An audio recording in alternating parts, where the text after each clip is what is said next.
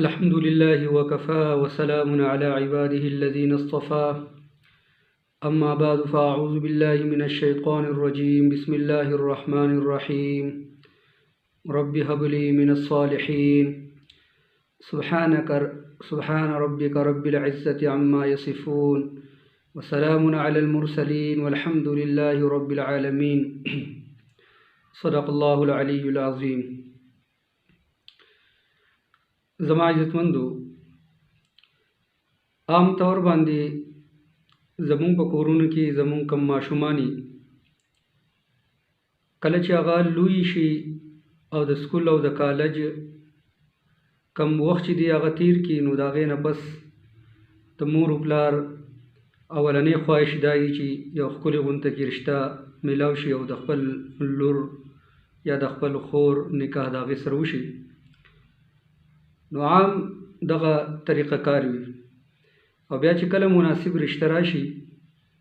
نو د هغوی سره د خپلو بچو نکاحونه چې دی هغه کوي. خو هغه ماشومه چې کوم د کالج او د یونیورسټۍ د ماحول نه کله راوځي او بیا یکدم د نکاح په عقد کې چې دی هغه وتړلی شي نو هغوی ته د خپلو ماشومانو د تربیت په باره کې چې دی دومره علم نه وي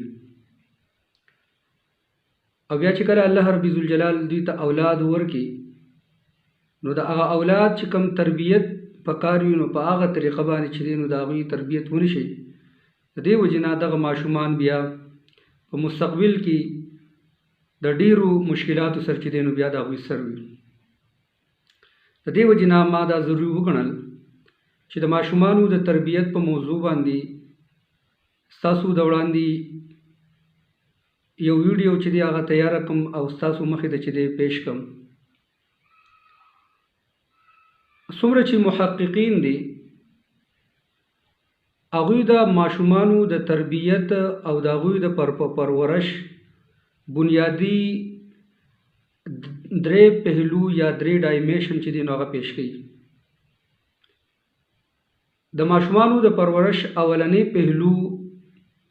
چې هغې ته فزیکل گروت ویل کېږي یعنی جسمانی نشونما او دویم پهلو چې دی نو هغې ته منټل گروت یعنی دماغی نشونما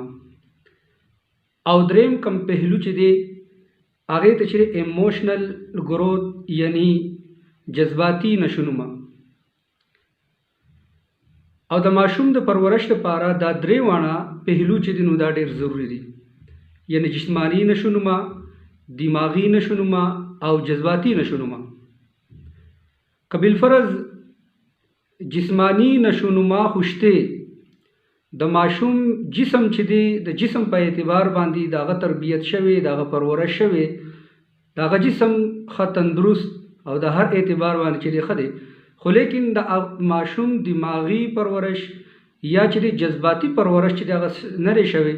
نو بیا هم دغه ماشوم چې دی نو هغه ناکامه وي. نو د دې وجې نه د ماشوم په پرورش کې دا درې جسمانی نشونما دماغی نشونما او دغه شانتي جذباتی نشونما دا د مور او پلار لپاره ضروری دی چې د ماشوم په دغه درې واړو پهلو باندې چې نظر وکړي او د هغوی تربیت چې دی هغه وکړي. اولنۍ خبره کله چې ماشوم پیدا شوی نه وي نو عام طور باندې مور چې دی نو هغه ډېر زیات ټینشن کې وي او ډېر زیات غم ورسره وي چې زما دا ماشوم دا پیدا کېږي به الله رب ذوالجلال غوښتلی وي نو دا ماشوم به الله پیدا کېږي. نو د دې وجې نه دغه مور چې دی نو هغه د دغه ماشوم په باره کې چې دی نو ډېر زیات پریشانه وي او ډېر زیات ټینشن ورسره وي. نو دې وجې نه علما هم فرمایي او محققین هم فرمایي چې په دغه وخت کې د یریدو خبره نه ده او په دغه وخت کې د ټینشن اخیستو خبره نه ده ولې چې د دې اثر چې دی نو هغه بیا په هغه ماشوم باندې پرېوځي. کم ماشوم چې د مور په ګېډه کې یا مور چې دی د هغې باره کې ډېر زیات فکرمند دي او ډېر زیات ټینشن اخلي نو د هغې اثر چې دی د هغې هغه کم منفي سوچ چې دی هغه په هغه ماشوم باندې چې دی نو هغه اثر انداز کېږي او د هغه په زندګۍ کې د هغه په پیدایش کې چې دی نقصان چې دی هغه واقع کېدی شي. نو دې وجې نه مور له چې دی هغه دا نه ده پکار چې هغه ټینشن کې چې دی ځان واچوي ځان چې دی د ډپریشن چې دی هغه شکار کی یا نور قسمه منفي سوچونه هغې ته پیدا کېږي، نو داسې نه ده پکار. بلکې د داسې میندو لپاره په یو روایت کې چې دی نو پیغمبر علیه السلام فرمایي چې د کم ښځې د کمې زنانه چې دی بچی پیدا کېږي، نو په هغې وخت کې الله رب ذوالجلال د دغې زنانه ټول ګناهونه چې دی هغه معاف کوي. نو دا ډېر زیاته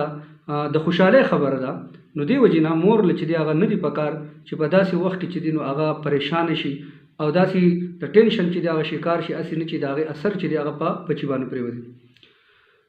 زموږ شریعت چې دی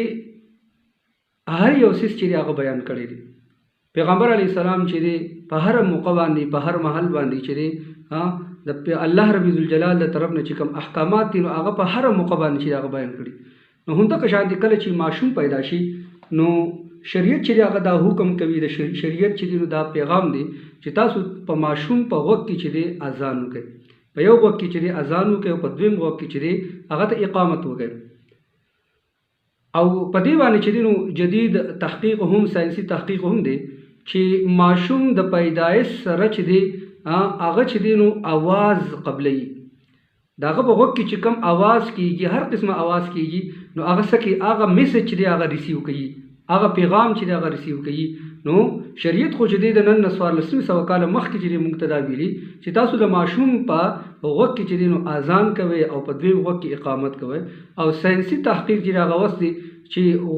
کوم ماشوم ته چې دی आवाज کېږي په وخت کې نو هغه باقاعده چې هغه میسج چې هغه ریسیو کوي. اوس هغه میسج ما تاسو ورکو نو انګريز چې دی هغه خپل میسج ورکوي، خو لیکن اسلام چې دی هغه مونږ ته دا پیغام راکوي چې تاسو خپل ماشومانو ته اولنی چې کوم आवाज ورسوي نو تاسو ته د الله اکبر، د الله د بڑایي چې دی نو هغه پیغام ورسوي، د الله د شهادت اشهد ان لا اله الا الله واشهد ان محمد رسول الله، د دې د الله د پیغمبر علی السلام د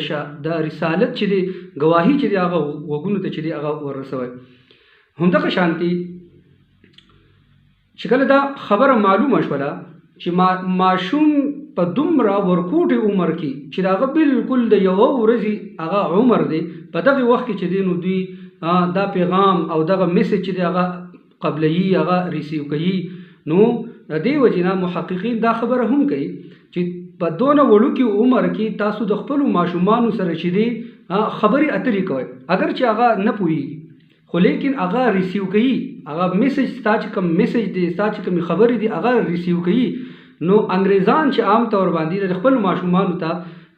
په داسې انداز کې پلیز، دغه شانتي سوري، دغه شانتي چې دی هیلو، په دې انداز کې چې دی هغه خبرې کوي. نو موږ له پکار دي چې د خپلو ماشومانو سره په داسې وخت کې په داسې ورکوټې عمر کې موتا چې کله د هغو سره مخامخ کېږو، مخاطب کېږو، نو السلام علیکم ورحمت الله وبرکاتو، دا چې دی دا د شریعت چې دی نو دا تعلیمات دي. په دې طریقه باندې به چې دی